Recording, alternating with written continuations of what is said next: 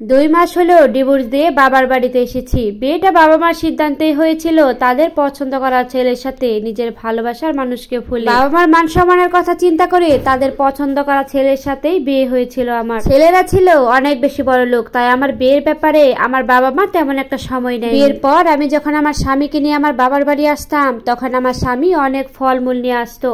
তখন বাবার বাড়ির মানুষ সে কি আদর, সে কি আপ্যায়ন, কতই না ভালোবাসতো আমাকে। এভাবেই দেখতে দেখতে কেটে গেল 3টা বছর। খুব সুন্দর একটা সাজানো গোছানো সুখের সংসার ছিল আমার। এর মধ্যে জানতে পারি আমার স্বামীর পরকীয়ার খবর। আমার স্বামীর অফিস কলিং এর সাথে বেশ কয়েক বছর ধরে তার সাথে পরকীয়ার সম্পর্ক চলছে।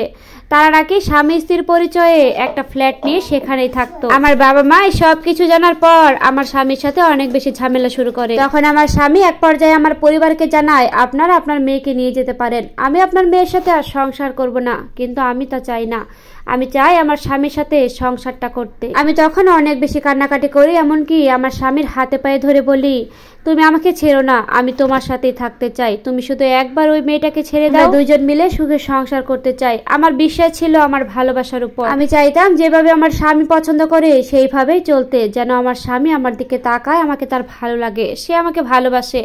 কিন্তু এক পর্যায়ে আমার পরিবার তার সাথে আমাকে থাকতে দিতে চায় না, তার সাথে অনেক বেশি খারাপ ব্যবহার করে। এক পর্যায়ে কথা বলতে বলতে আমার বাবা যখন আমার বিয়ের কাবিনের টাকার কথা বলে, তখন আমার স্বামী এক মুহূর্তও দেরি না করে আমার বিয়ের 10 লক্ষ টাকা আমার বাবার হাতে বুঝিয়ে দেন, আর সাথে সাথে একটা উকিলকে এনে আমাকে ডিভোর্স দিয়ে দেন। আমার কাবিনের 10 লক্ষ টাকা হাতে পাওয়ার পর আমার পরিবার যে কি খুশি হয়েছিল কি আর বলবো। তারপর আমার ডিভোর্সের পর আমার ঠাঁই হলো আমার বাবার বাড়িতে। প্রথম সবাই আমার সাথে অনেক বেশি ভালো ব্যবহার করতো। বাবার বাড়ি আসার পর আমার কাবিনের যে 10 লক্ষ টাকা ছিল, সেই থেকে 5 লক্ষ টাকা আমার ভাই নিয়ে ব্যবসা শুরু করে, আর 5 লক্ষ টাকা আমার মায়ের নামে ব্যাংকে রাখা হয়। আর কিছুদিন পর আমার পরিবার আমাকে বিয়ে দিতে চায়, কিন্তু আমি বিয়ে করতে রাজি নই। আমি এই মুহূর্তে বিয়ে করতে চাচ্ছি না। আমার বিয়ের বিষয় নিয়ে আমার বাবা মার সাথে আমার অনেক বেশি ঝামেলা হয়। এক পর্যায়ে আমার মা আমাকে অনেক বেশি খোঁটা দেয়। ডিভোর্সের 2 মাস যেতে না যেতে আমার বাবা মা থেকে শুরু করে আমার ভাই সবাই আমার সাথে অনেক বেশি খারাপ ব্যবহার করতো। তারা আমাকে বলে আমি নাকি আমার স্বামীকে ধরে রাখতে পারিনি,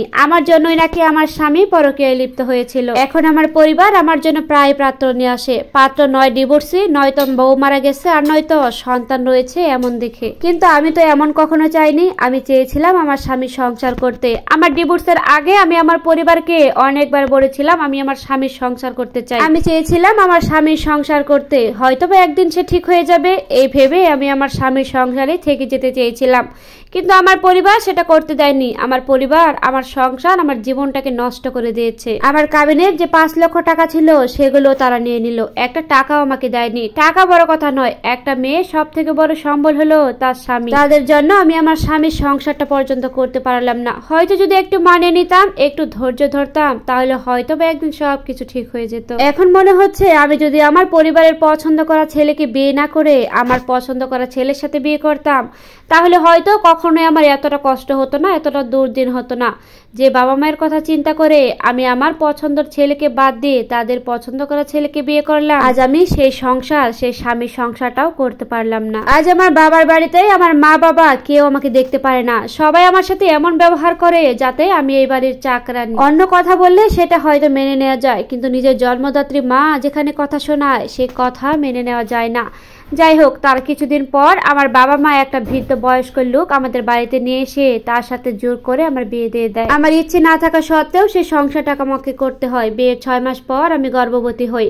এখন আমার 4 মাসের একটা সন্তান আছে। দুর্ভাগ্যবশত আমার এই সংসারটাও টিকলো না, কারণ আমার বর্তমান স্বামী ছিল একজন ট্রাক চালক। সে অনেক বেশি নেশা করত। একদিন নেশা করে অবস্থায় গাড়ি চালানোর সময় ট্রাক অ্যাক্সিডেন্টে সে মারা যায়। আমার এই স্বামীকে হারিয়ে আমার ঠিকানা হলো আবার সেই বাবার বাড়ি। মেয়েকে নিয়ে অনেক কষ্ট করে বাবার বাড়ি পড়ে আছি। একটা কথা বলি শুনেন, স্বামী যতই খারাপ হোক সে একটু মানিয়ে নেবেন, তো ও কেউ বাবার বাড়ি এসে আমার মতো এই মৃত্যু যন্ত্রণা সহ্য করবেন না।